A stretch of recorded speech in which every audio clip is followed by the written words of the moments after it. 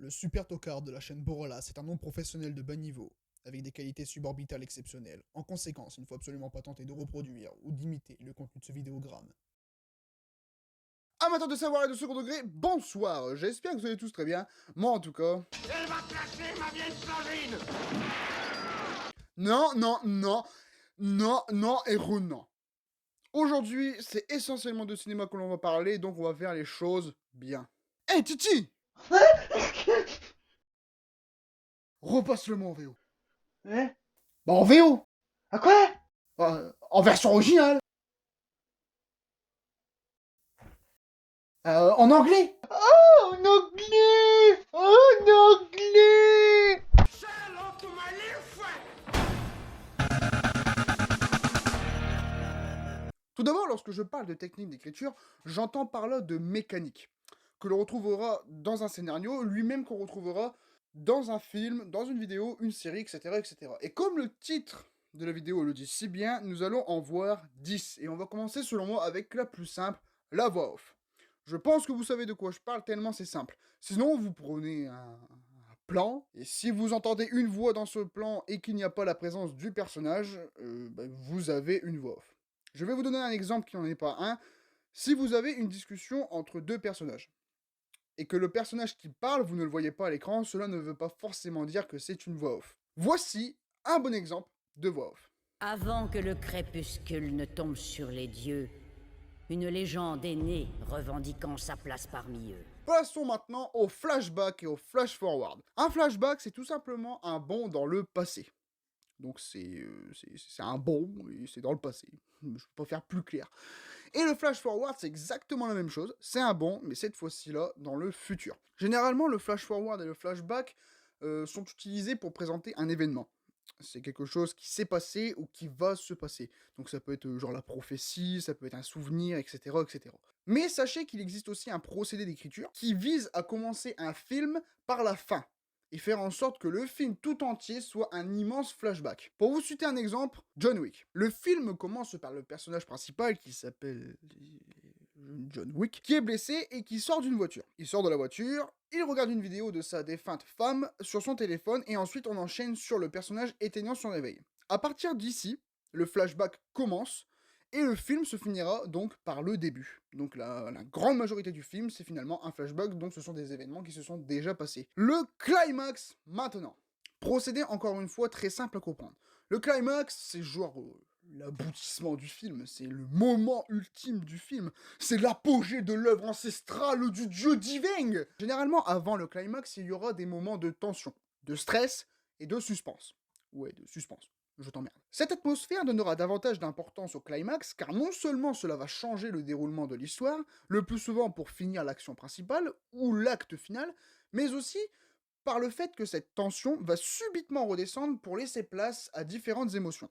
Ça peut être la joie, le soulagement, mais ça peut aussi être un sentiment de tristesse si jamais par exemple il y a un mort. Et voici l'exemple d'un des climax les plus connus de ces 5 dernières années selon moi. Avengers!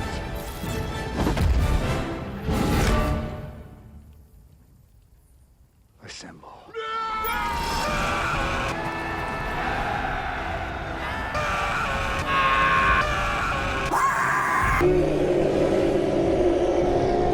On passe maintenant au twist. C'est genre un retournement de situation.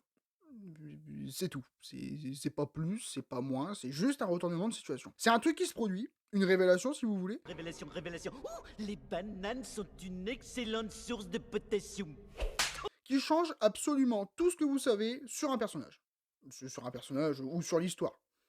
C'est généralement une technique d'écriture aussi bien appréciée que détestée car elle est extrêmement difficile à mettre en place. Enfin, extrêmement, c'est difficile à mettre en place, quoi. Car selon moi, le travail que doit faire le réalisateur pour faire en sorte qu'il n'y ait aucun doute possible quant à la nature réelle d'un personnage demande beaucoup d'attention et de réflexion. Je vais prendre un exemple sur une saga que tout le monde connaît, j'ai nommé Harry Potter. Si vous ne l'avez jamais vu, cassez-vous et allez la regarder. Car ce serait vraiment du gâchis de vous spoiler. Prenons le professeur. Severus Snape. Pour ceux qui connaissent la saga, je suis sûr et certain que vous savez où je veux en venir. Le professeur a littéralement pourri la vie de Harry Potter pendant ses années à l'école. À tel point que c'est devenu le statu quo. Allez, le statu quo, je vous le mets en bonus. Le statu quo, c'est genre une habitude. Quelque chose de normal, de récurrent dans une histoire. Donc, c'était devenu normal que Rogue soit une pute avec Harry Potter, tout simplement. Et il a même tué ce bon vieux Albus, putain. Notre gay de l'histoire meurt. Oui. Et c'était un personnage extrêmement apprécié par les spectateurs et par Harry Potter. Donc ça faisait encore plus que ce mec était une grosse pute. Et juste avant de mourir, c'est un femme fils de pute, donne à Harry Potter le moyen de regarder ses souvenirs avec une larme. Donc genre, avant de mourir, il chiale. Il dit à Harry Potter, tiens, prends ma larme, t'inquiète pas gros, ça sera du gâteau. Harry Potter le fait, et il peut voir les souvenirs de Rogue. Donc, Harry Potter et les spectateurs découvrent en même temps ce que Rogue a véritablement fait. Et quand on voit ça, on se rend compte finalement que Rogue est juste l'un des plus grands, si ce n'est le plus grand héros de la saga. Et je peux vous dire que là, tout le monde était littéralement sur le cul, aussi bien ceux qui ont lu les livres que ceux qui ont regardé les films, lorsqu'ils ont appris ça. Là, comme ça, je suis sûr et certain que vous vous en battez les couilles comme de l'an 40. Hein. On passe maintenant au cliffhanger. Ce qui est génial avec le cliffhanger, c'est que c'est sûrement une des techniques les plus simples à mettre en place, à comprendre aussi, mais plus c'est simple, plus c'est efficace. Le cliffhanger, c'est un événement qui surgit à la fin d'un film, ou quasiment à la fin de tous les épisodes d'une série. Et c'est généralement inattendu, bien sûr, donc ça peut arriver qu'un twist soit à la fois un twist et un cliffhanger. Et le cliffhanger, c'est genre une fin ouverte. Vous faites une fin qui laisse suggérer à une suite, et vous avez un cliffhanger. Petit exemple avec Green Lantern. En gros, si vous n'avez pas vu le film, ce qui est normal parce qu'il est assez nul d'ailleurs, les héros portent un anneau vert. Et ça leur donne le pouvoir de pouvoir matérialiser leurs pensées par le biais de la volonté.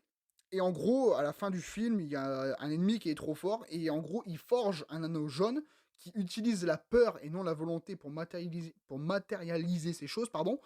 Et en gros, il est censé être plus fort que l'anneau vert. Donc du moins, on pense qu'il est plus fort que l'anneau vert. Sauf que quand tu le portes, tu es genre corrompu, quoi. Tu deviens méchant si tu préfères. Je vous le laisse avec ça, du coup.